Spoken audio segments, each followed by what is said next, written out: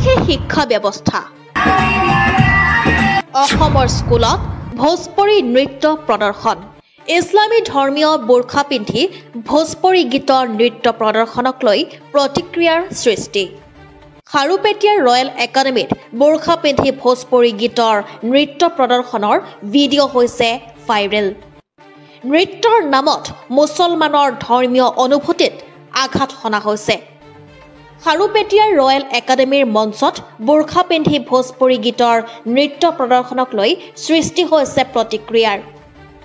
৭৭ সংখ্যক গণৰাজ্য দিৱসৰ উপলক্ষে খাৰুপেটীয়াৰ ৰয়েল একাডেমীত নৃত্য প্ৰদৰ্শনৰ নামত মুছলমানৰ ধৰ্মীয় অনুভূতিত আঘাত হনাৰ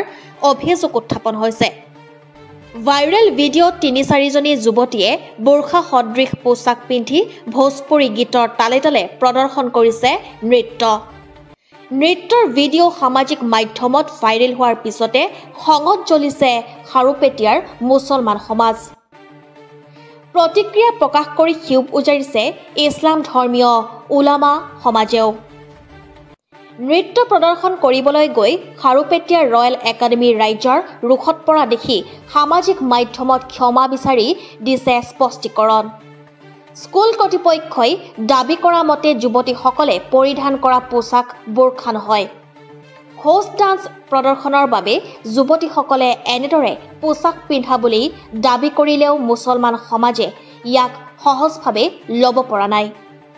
সমান্তৰালভাৱে প্ৰচাৰ হৈছে ভোজপুৰী গীতৰ নান ডান্সৰ অনুৰূপ ভিডিঅ' প্ৰশ্ন হৈছে এয়া কোনো ৰংগমঞ্চ নহয় অসমৰ স্কুলৰ মঞ্চত ভোজপুৰী নৃত্য কিয়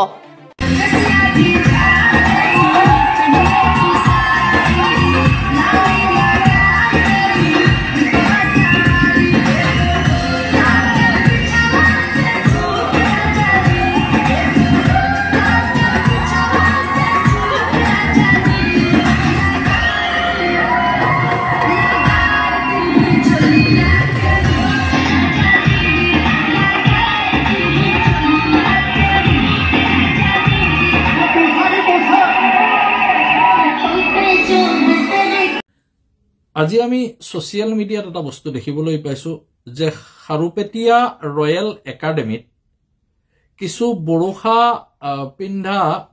ছাত্ৰীৰ জৰিয়তে ডেন্স কৰোৱা হৈছে নচোৱা হৈছে আমি ৰয়েল একাডেমীৰ কৰ্তৃপক্ষলৈ মানে আবেদন কৰিব খুজিছো এই কাম অত্যন্ত গৰ্হিত কাম হৈ আছে এই কাম বহুত বেয়া কাম হৈছে আপোনালোকে ছোৱালীৰ ডেন্স কৰিব আপোনালোকৰ স্কুলত হে আপোনালোকৰ ব্যক্তিগত কথা কিন্তু এক ধৰ্মীয় সাজপাৰ পিন্ধাই লৈ ডেন্স কৰাৰ দ্বাৰা ধৰ্মটোক অপমান কৰাক বাহিৰে বেলেগ একো নহয় আমাক এয়া ধৰ্মীয়ভাৱে অপমান কৰা হৈছে বুলি আমি অনুমান কৰিছো অনুভৱ কৰিছো এয়া আপোনালোকে ভুল স্বীকাৰ কৰিব লাগিব আৰু মই ভাবো আপোনালোকে এনেকুৱা ধৰণৰ আৰু অজস্ৰ আমি দেখিছো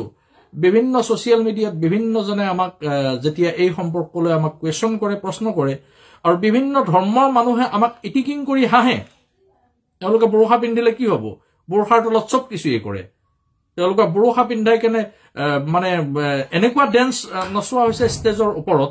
ই কেতিয়াও গ্ৰহণযোগ্য নহয় আৰু ইছলামক ইয়াৰ দ্বাৰা অপমান কৰা হৈছে আৰু আমি ইয়াক তীব্ৰ ভাষাৰে গৰিহণা দিছো আৰু ইয়াক ব্যক্তিগতভাৱে মই অত্যন্ত বেয়া পাইছো দুখ পাইছো আৰু আমাৰ চিনাকি সকলৰ ভিতৰতে এই স্কুলখনৰ ৰয়েল একাডেমীৰ যিসকল কৰ্মকৰ্তা বা কৰ্তৃপক্ষ আমাৰ নিজৰ চিনাকিৰ ভিতৰতে কিন্তু নিজৰ চিনাকিৰ ভিতৰতে তেওঁলোকে এনেকুৱা ধৰণৰ কাম কৰাটো আমি কেতিয়াও গ্ৰহণ কৰিব পৰা নাই ইছলামিক সমাজখনক মুছলমান সমাজখনক ইয়াৰ দ্বাৰা মানে এক অপমান কৰা হৈছে আৰু অপমান কৰিবলৈ এই অপচেষ্টা চলোৱা হৈছে এক তীব্ৰ ভাষাৰে আমি গৰিহণা দিছো আপুনি ডেন্স কৰা বা আপুনি ছোৱালীৰ জৰিয়তে আপোনাৰ হেৰিত ডেন্স কৰাত আমিতো তাত একো কোৱা নাই কিন্তু কথাটো হল বোৰখা পিন্ধা ছোৱালীৰ জৰিয়তে ডেন্স কিয় কৰাব বোৰখা মোৰ মিছেছেও পিন্ধে